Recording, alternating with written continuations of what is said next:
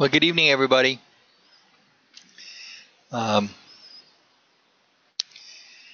Nice to have you all here. Looks like we've almost got everybody here. I want to do two things tonight. I want to review some key points from this set of PowerPoint slides I put together on pay for performance. This includes some, but not anywhere near all of the information in the chapter by Rob Heinemann that deals with this topic really nicely. This is a topic that I will ask you a question on the exam on Friday evening. So at the moment, I have muted everybody because we had a lot of background noise. So I'll just ask if I'm kind of unmuting everybody at this point. And so if you're not muted, make sure that you have muted yourself from your end. Thanks a lot. So I'm going to start off by talking about some, but not all of the information in these PowerPoint slides. And then I'm going to show you some Excel files. And the goal is that we'll be done in 45 minutes. That's my goal. Okay. Okay.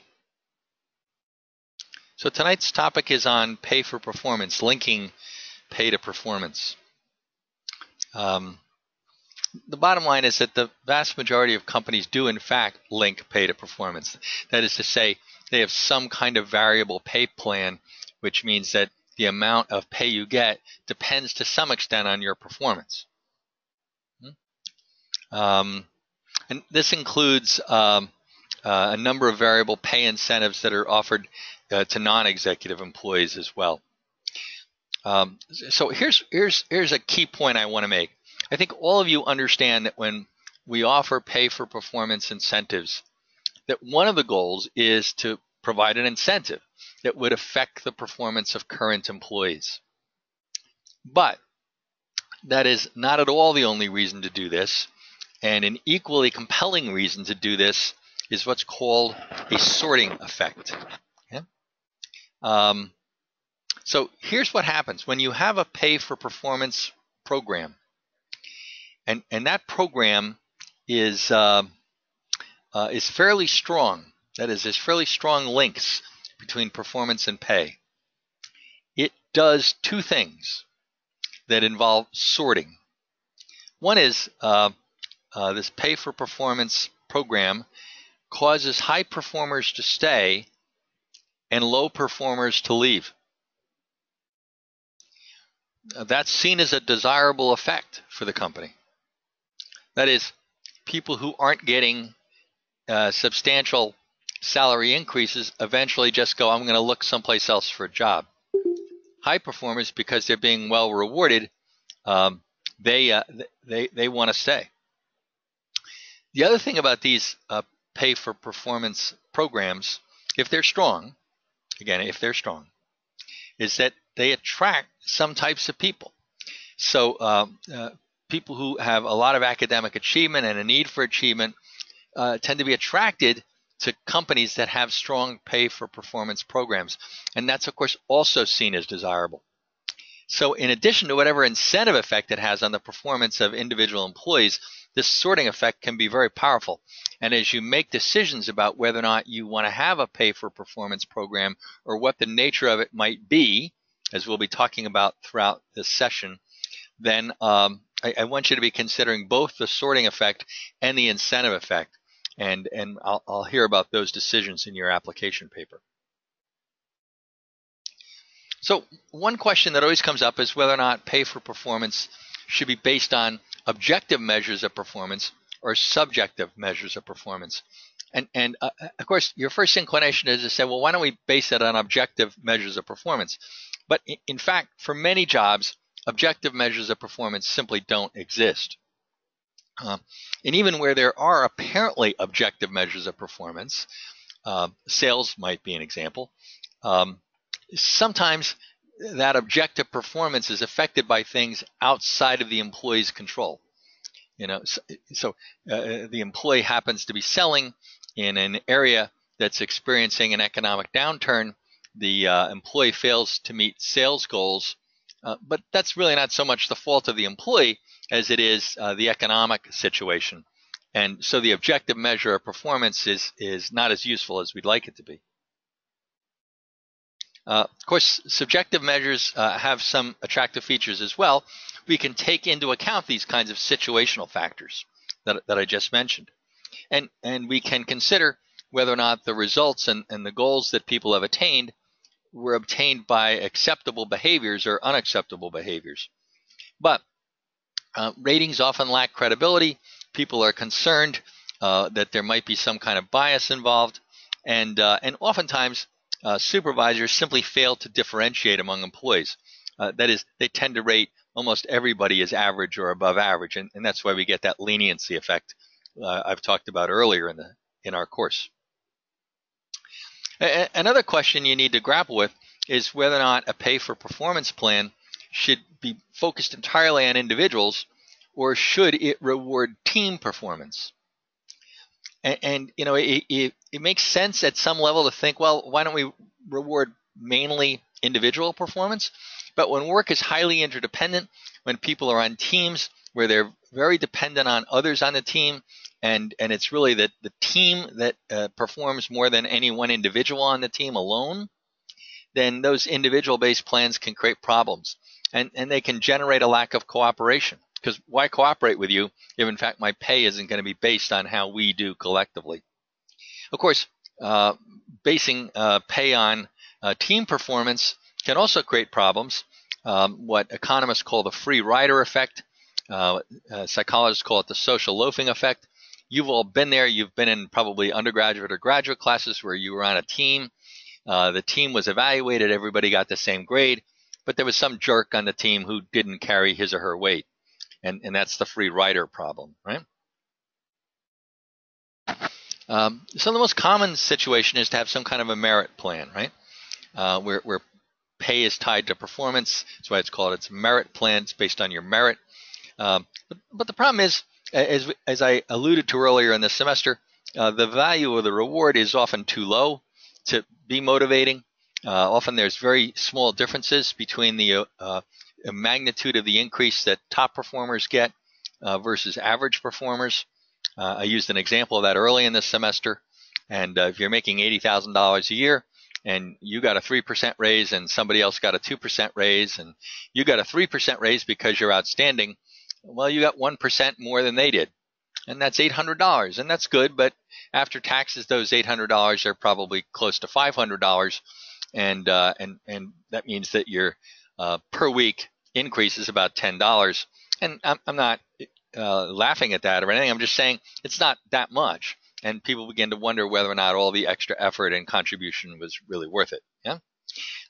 For companies, and we're going to be talking about this later when I show you these Excel worksheets, there's what's referred to as the annuity problem. In merit plans, generally, the merit increase becomes a part of your permanent base pay. Now, that is, you're going to get it all the time, regardless of whether your performance goes up or down and regardless of the financial situation of the organization. So the company's kind of locking itself into this higher level of pay for everybody as it offers these merit increases.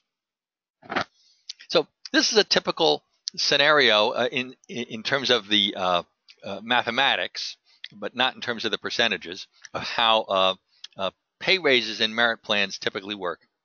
So in this scenario, I want you to imagine that there's a 5-point rating scale where in the left-hand column, people can be rated any place in between a 1, which is provisional, a 2, adequate, a 3, competent, a 4, commendable, or a 5, distinguished. Okay? And in addition to having their increase based on their rating, it's almost always based, in most companies, based on where you are in your salary grade. Are you below the midpoint of your salary grade, or are you above the midpoint in your salary grade?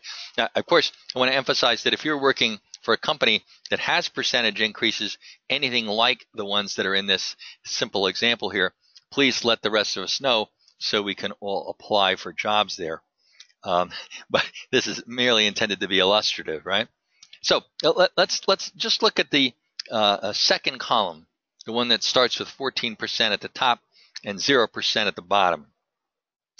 And you can see, looking at that column, that the magnitude of the merit increase increases as performance increases. Let's look at the top row, the row with distinguished in it. And what we can see here is that among those people who got the highest rating, the magnitude of their increase is lower if they are far above the midpoint of their salary grade. This is a very common phenomenon, because if companies don't do that, people fairly quickly who are top performers will hit the top of their salary grade, and they can't get any increases after that because they're already at the top of their salary grade. So this is a typical scenario where your pay is determined by two things, both the performance rating and where you are relative to the midpoint of your salary grade. I pulled this data in 2012 from the Society for Human Resource Management. It has not changed appreciably in the 5 years since then. So this has been what typical increases have been like. And so the average pay increase over each of the last 5 years, according to the Society for Human Resource Management and its surveys, around the country has been on average about 3%. Obviously, that's not true in all organizations. Some don't even have increases. Some have smaller increases, 2%. Some have larger increases. But the average has been roughly around 3%. By the way, look at the column that says percentage of the workforce in each of the 5 rating categories. And you'll see that that looks very similar to the forced distribution ratings that we talked about in our course. Most people, according to the survey data from the Society for Human Resource Management, wind up getting the middle rating. About 55% of people do that. About 28% get the next highest rating, kind of a 4. Very few people get the highest rating, and only a small percentage of people get the lowest 2 ratings. So that's kind of typically what things have been looking like. Okay. All right. A couple of other quick things here that I want to mention, which is the issue of how open should you be about pay in an organization versus how much pay secrecy should there be. Now, this is not a yes or no question. There's lots of levels of openness that you can have. Some companies simply describe the rationale for their pay system. Some publicly disclose their pay ranges. They say, here are the pay ranges for each salary grade. So you kind of know where you are in your salary grade. But some companies don't do that. I've worked with companies that disclose those pay ranges. Some disclose the pay increase schedules. So the pay increase schedules are kind of something that looks like this. Again, I've worked with companies that do this. So you understand, here's the increase you get based on your rating and where you are in your salary grade. So some companies do that. Some people go further and say, listen, we'll give you lots of pay-related data if you'd like to stop by and see it in the compensation department. I was talking with somebody from a company a couple years ago. It was an online company that has been fairly successful. Lots of people have it as an app on their cell phones.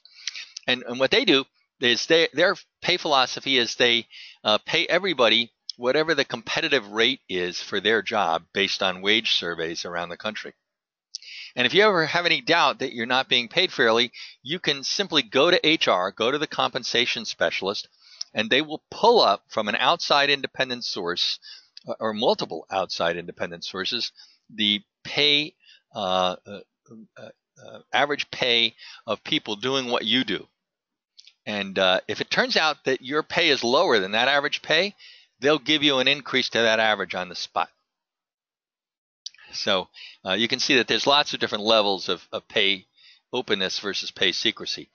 One thing, though, that happens is the more open you are about pay, the more managers have to defend their pay decisions publicly.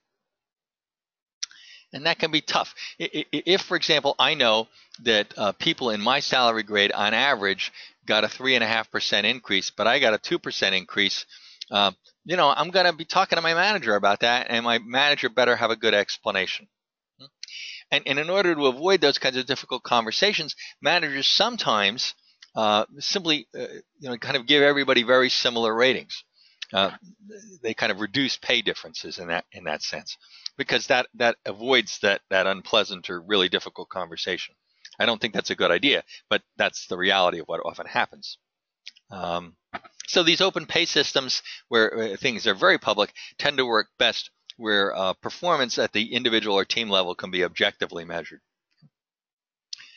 I'm not going to talk about incentives for executives here too much, but I want you to read these a little bit, and I especially want you to be familiar with the concept of stock options. I'll just briefly mention this. I won't go into lots of details. I assume that most of you know how stock options work, but if for some reason you don't, the idea of a stock option is that employees, often executives, but in many companies it includes many other employees, you're given an option to buy X number of shares of the company's stock at a set price.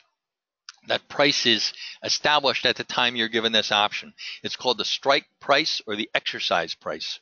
And you can buy the company stock at any time over a period of time called the exercise period at that price. And and what's the price that you can buy it at? Well, the price that you can buy it at is generally the price of the stock on the day the option is issued. So if today I give you 1,000 stock options, and imagine our company stock is selling at $20 a share, I'm giving you 1,000 options to buy the stock anytime in the next 5 years for $20 a share. You can buy 1,000 shares. If, of course, the price of the stock goes up, you still get to buy it, right, at today's price. So if suddenly the price of the stock is now $40, well, you get to buy it at the reduced price, today's price, but you can do that sometime in the future. And of course, you get to pocket the difference, right? Or you could just simply hold on to the stock if you think it's going to keep going up. Usually, in order to exercise these options, you have to be vested, and the vesting kind of says, well, you can use some of your stock options after 1 year, some after 2 years, some after 3 years, some after 4 years, etc. That's the basic idea. And the real question here is, do options really affect performance? Because the idea of an option should be that if I can buy a share of my company stock in the future at today's stock price, that's great, because it really gives me an incentive and everybody an incentive to work really hard so the value of the company and the value of its stock will go up. But there's not a lot of evidence that this actually works. In fact, there's been some negative evidence that the higher the number of option grants are to senior executives, the more likely companies have to subsequently restate their financial statements. Because senior executives wind up fudging and doing things to make the financial statements look better so that the stock price will go up, so that they'll make more money when they exercise their options. But in the end, that gets caught, and we have a problem.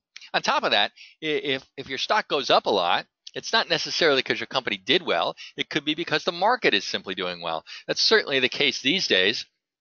Obviously, in the last certainly in the last year, but if you go back over the last about 7 years, the stock market has just risen at really very, very steep rates, and that's happened to everybody. Almost all companies have done that, and so that's not so much because of company performance. That's because the market itself is moving up. And as you know, many people who study finance argue that about 70% of the changes in any given company's stock price depend on changes in the overall market rather than the performance of the company itself. So these are limitations and reservations about stock options. Okay. There are certainly incentives for lower level employees as well, and many companies use team-based incentives. And that raises a whole host of questions. On what will those team incentives be based? How will we do that in a way where people perceive them as being fair? And what many companies wind up doing in the end is what has happened where I've worked, and in a number of places where I've consulted, where there's a 3-tier incentive system. First, you get paid based on your skills or performance at the individual level. So as an individual, I get paid based on my performance. My salary goes up. But there's also some variable pay for my team depending on how well my team does. That comes in the form of a team-based bonus. And then there's some organizational level pay as well that's linked to the performance of the organization, usually in the form of some kind of profit sharing. So it's this kind of 3-tier system that's trying to get you focused on contributing as an individual, collaborating with your team so that your team will do well and you will benefit from the team bonus, and that the organization as a whole does well. The problem with profit sharing is that most people don't think that they can really substantially or meaningfully influence the performance of the company as a whole. So it has very little incentive effect. It's a great thing if your company's doing well, but it doesn't generally provide an incentive for people to work harder, because most people, at least in the middle and lower levels of the organization, don't believe that their performance is going to ultimately affect the performance of the organization as a whole. Okay, so that's just some quick highlights. Now I really want to get to this these Excel scenarios. So let me pull those up for you. Okay. Let me pause. Anybody have any questions?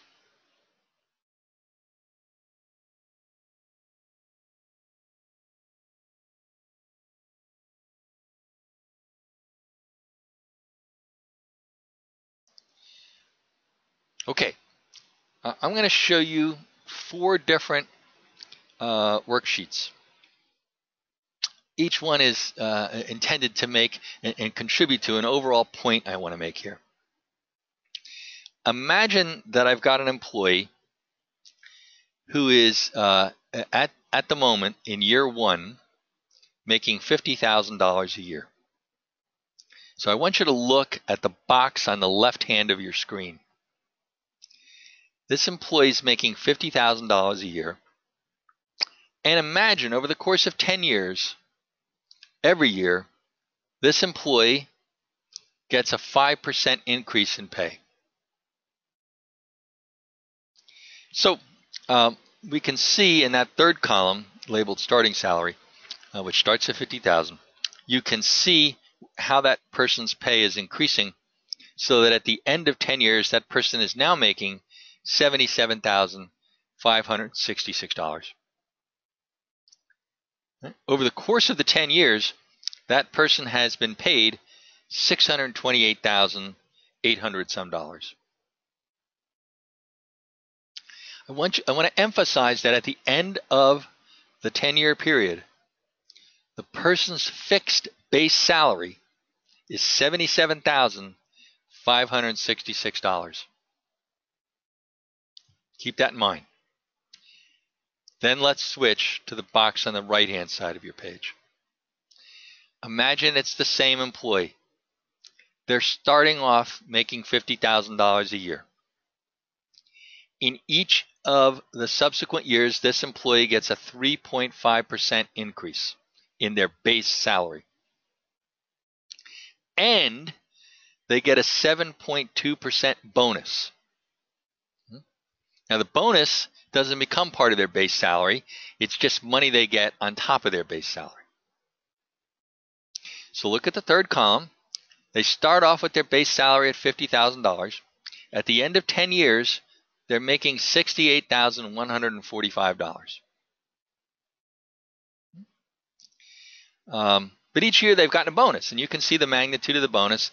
Obviously, that magnitude of the bonus is going up a bit because it's 7.2% of their base salary, and the base salary is going up.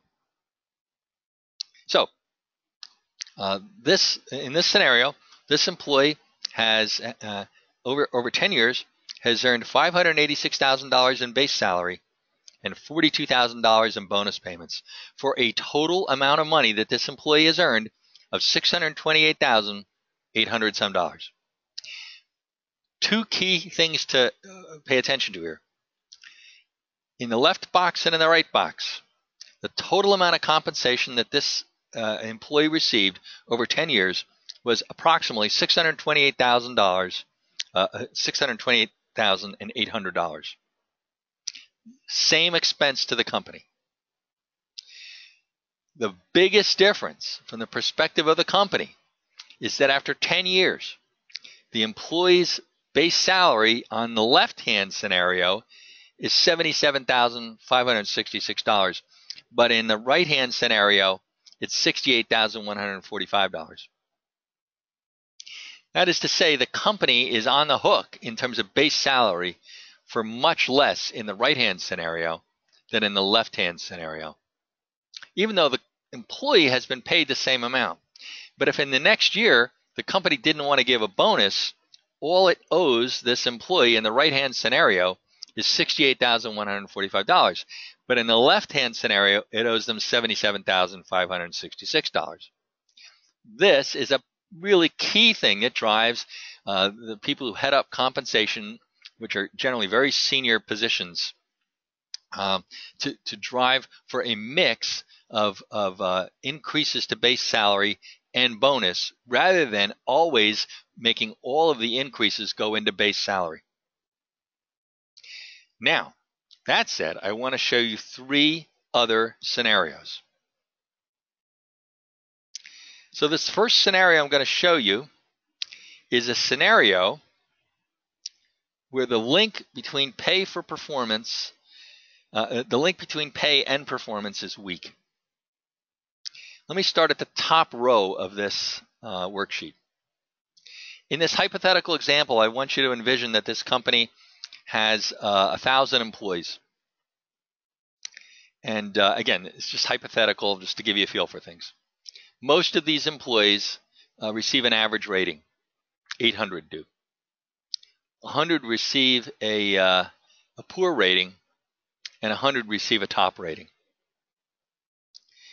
There is a link between pay for performance in this company.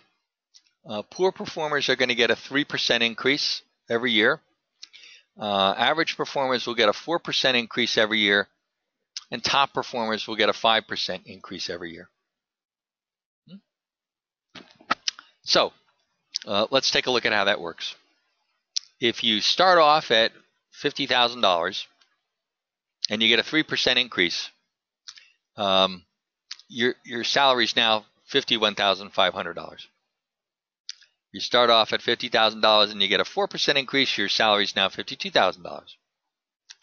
If you get a 5% increase, it's $52,500.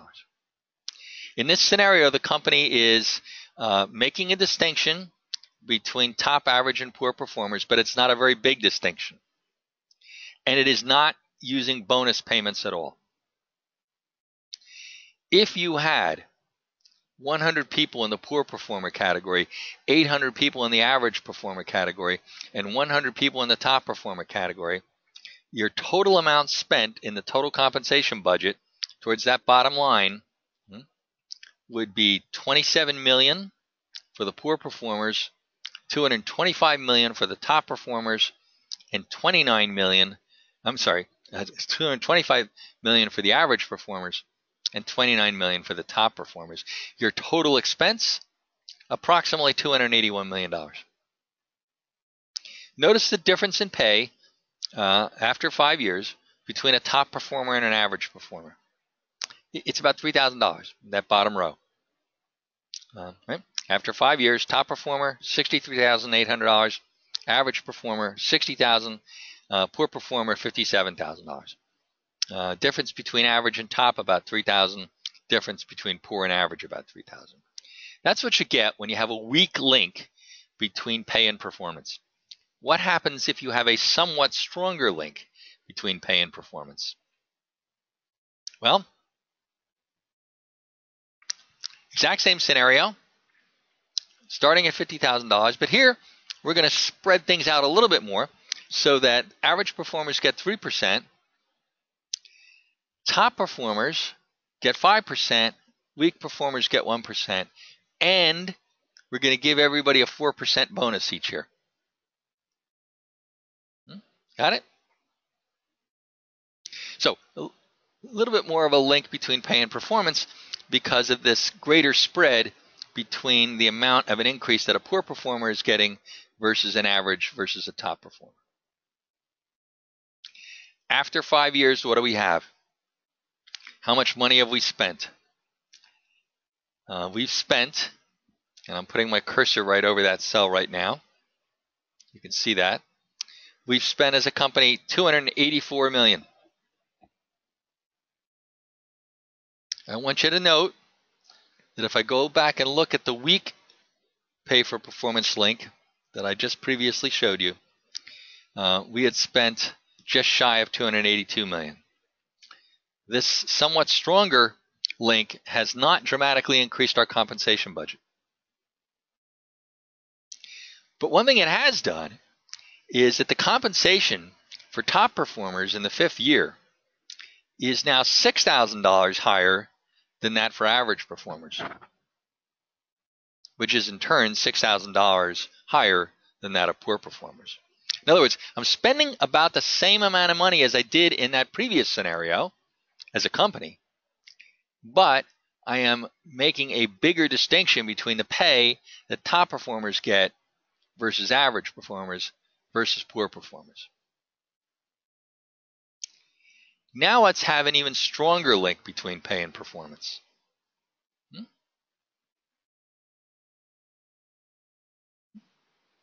Again, same scenario starting. 1,000 employees, 800 average, 100 poor, 100 top. I'm going to keep that spread I had in the last scenario. Poor performers are only going to get a 1% increase to their base salary every year. Average performers will get a 3% increase. Top performers will get a 5% increase.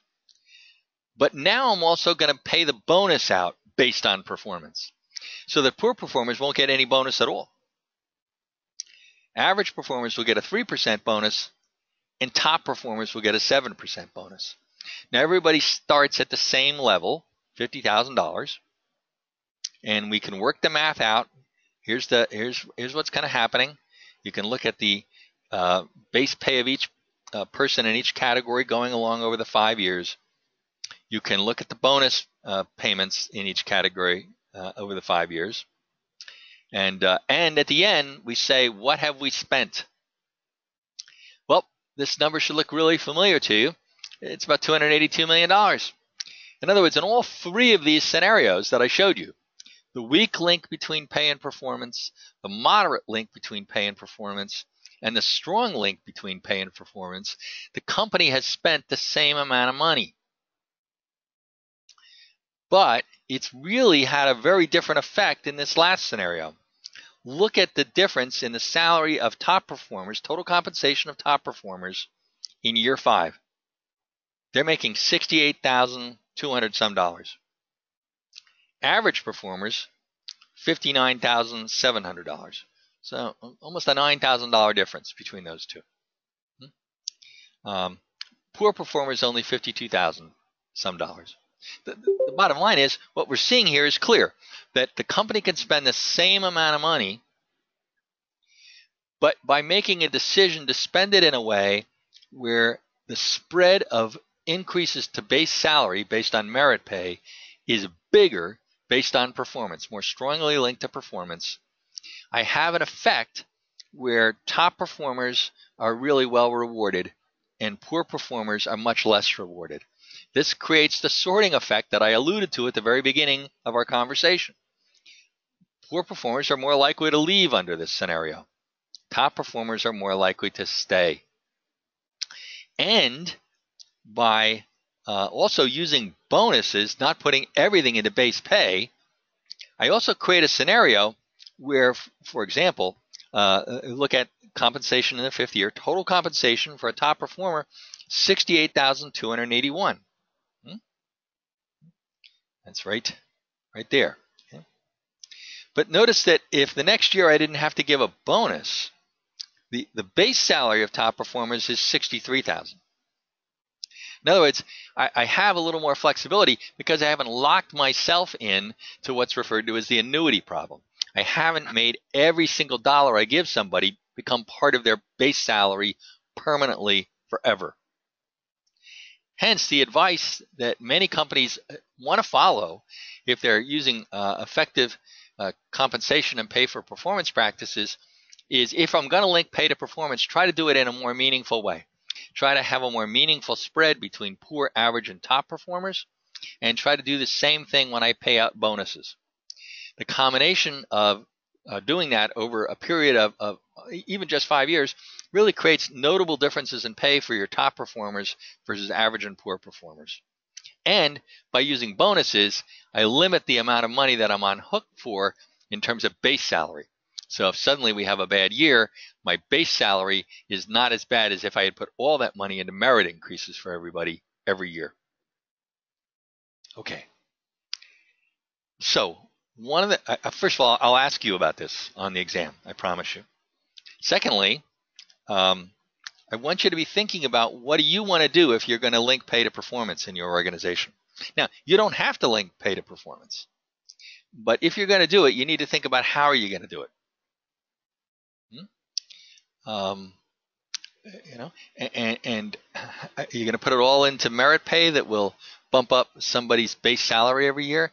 Will a portion of it go into merit pay, and a portion of it will be a bonus that doesn't have to happen the next year? How much will you spread out the percent increases on base pay based on performance? How much will you spread out bonus payments based on performance? Those are the questions you've got to grapple with. You can see my own biases generally, that I like the idea of really spreading things out so that there was a notable difference between pay of top performers, both in terms of their base pay and in their bonus. And over the long run, that has that sorting effect, and I think that's desirable for companies. And I remember very much feeling really good in terms of the incentive effect. When I was working in corporate life, I was blessed to often get really nice ratings and really nice pay increases and really nice bonuses. And I felt blessed, and I felt great when that happened. And it was something that really made me like the company and feel like the hard work was worth it. So I want to pause there, because those are the key points I wanted to make, and I want to give people a chance to ask questions, either by typing or by simply unmuting yourself and speaking. Any questions that you have?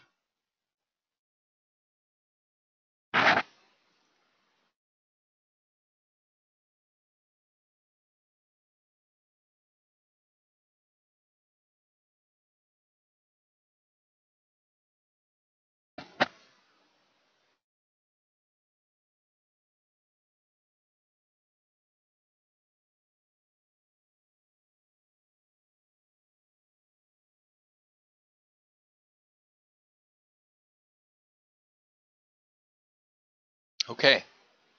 Well, that's what I wanted to accomplish this evening.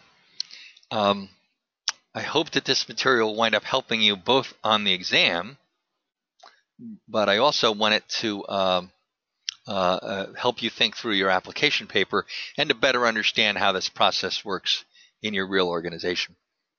So I would just say, one person asked how many questions will be on the exam, and I don't remember the exact number, to be honest, and if I were to pull it up right now and look at the exam to get the answer, everybody would be looking at the exam, but I think it's roughly in the vicinity of 10.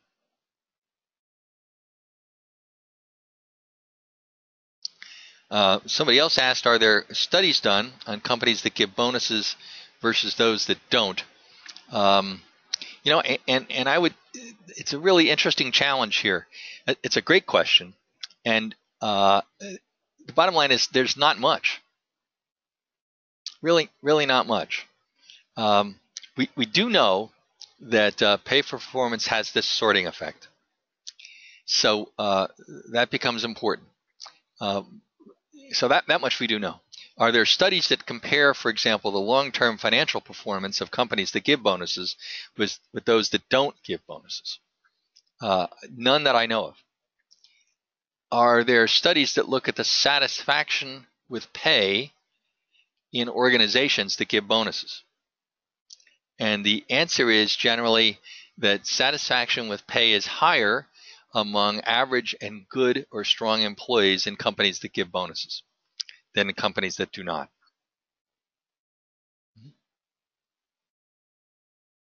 So another question is, what determines the strength of the link between pay and performance? And it's really two things. It's a function of one, what's the spread in merit increase? In our examples, we've been using, for example, 2, 3, and 4%, or 1, 3, and 5%. What's the spread of that? There are companies that use much stronger spreads than that. There are companies that use 0% increase for poor performers in terms of base pay, 3 or 4% for average performers, and stars getting 8 or 9%. So one thing that's determining the strength of the pay for performance linkage is that spread. The second thing is whether or not bonuses are paid to everybody and everybody gets the same thing, or everybody just gets a bonus that's the exact same percentage of their base pay. Or is the amount of your bonus also determined based on your performance? And if so, by how much? Again, in this last example that we're looking at now, you can see that the size of the bonus is spread out based on performance. That wasn't true in the earlier examples. So it's the combination of those two things that are determining the strength of the link. Raises definitely get affected by the salary band. That's another question. As I showed you before, the bottom line is if you're near the top of your salary band, and imagine your salary band, I'm just making this up, is say $70,000 to $100,000, and you're making $98,000. They're not going to give you a raise that exceeds the salary band. What some companies do, though, is that if your increase would put you in a situation that it exceeds the top of the salary band, they'll give you the difference in the form of a bonus, so that you get the same amount of money, but they won't increase your base salary above the top of the salary band. And the argument goes that the salary band is, and we don't have, again, if this were a full HR class, we'd go through a lot more on this and spend a whole much more time on this. But the argument would go that the salary band itself is determined based on a study of market factors. And if we've done a good job, that's a big if, but if we've done a good job setting that salary band, the salary grade range, based on what the market is actually paying, and you're doing a job that's in that salary grade, you can't go to another company and make more money.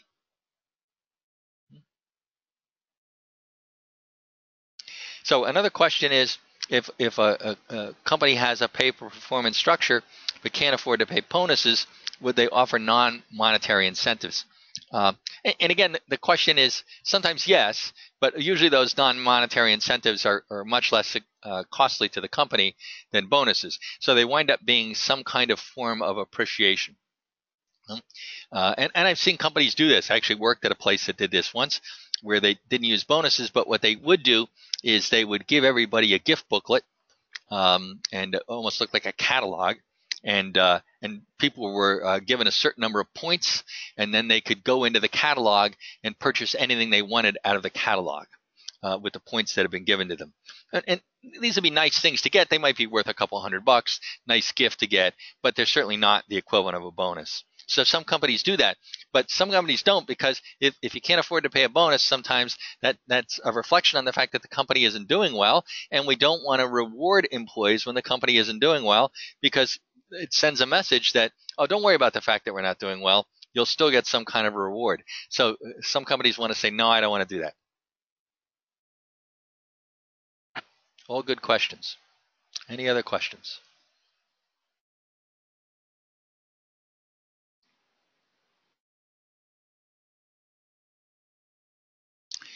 So somebody else asked about what kind of culture does a company need to have for pay for performance to work well.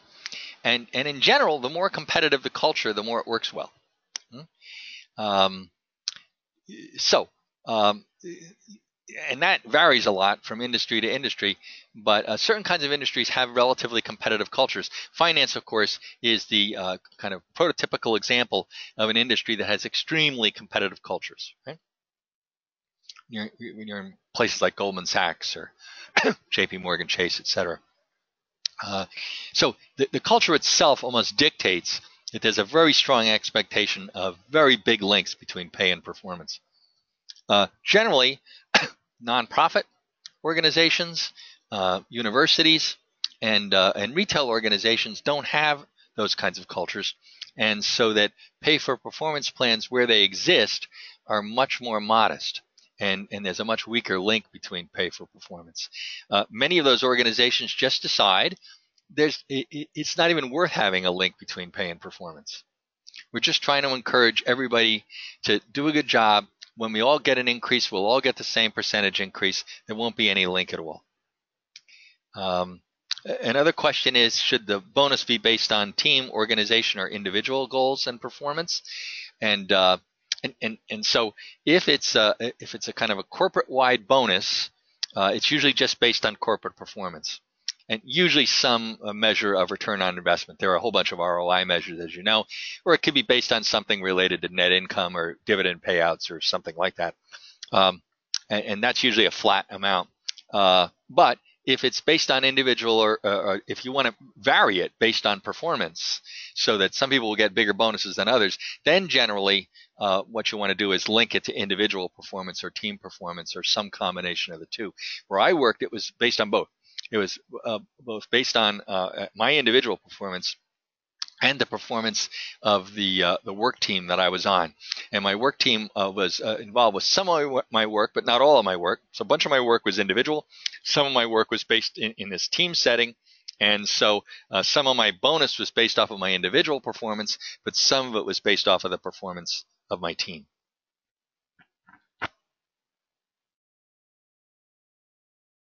Any other questions?